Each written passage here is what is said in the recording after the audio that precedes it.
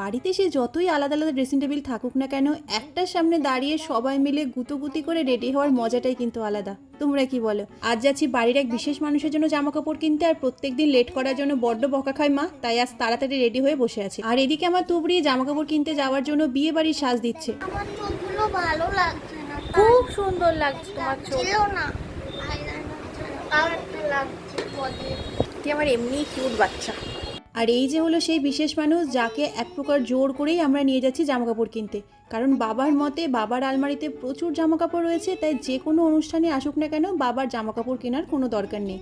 তবে মাঝে মাঝে বাবার মেয়েরও তো ইচ্ছা করে তার জীবনের একটা বিশেষ দিনে তার বাবাকে ভীষণ সুন্দর করে সাজাতে, তাই আজ আর মেয়ে নয় বরং বাবার মা হয়ে আচ্ছা করে বকা দিয়ে নিয়ে এসেছি। প্রথমে আমরা একটা ব্লেজার দেখছিলাম, তবে বাবা যেহেতু আগে কখনো ব্লেজার পরেনি, প্রথমে তা দেখে একেবারে ইউটার্ন দিয়ে দৌড়। তারপর সে এক প্রকার হাতে পায়ে ধরে একটা ব্লেজার ট্রাই করানো হলো, তবে দেখতে বেশ ভালোই লাগছে।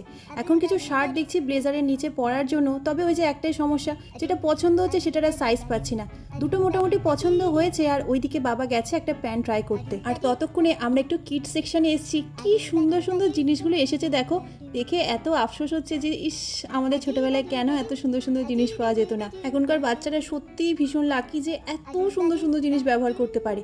আর এদিকে আমার বড় বাচ্চার প্যান্ট ট্রাই করা হয়েও গেছে, আর দেখো ঠিক বাচ্চাদের মতোই পেটটা বের করে দাঁড়িয়ে আছে। যাই হোক, সমস্ত জিনিসপত্র নেওয়া হয়ে গেছে, এখন বিল করব। তবে যাওয়ার আগে খাবো একটু চাটনি ফুচকা। তো চলো আমিও চাটনি ফুচকা খেয়ে বাড়ি যাই। তোমরা কমেন্ট বক্সে জানাও আমার বাবার মতো তোমাদের পরিবারেও কে কে এমন রয়েছে যাদের জামা কাপড়ের প্রতি কোনো মোহমায়া নেই।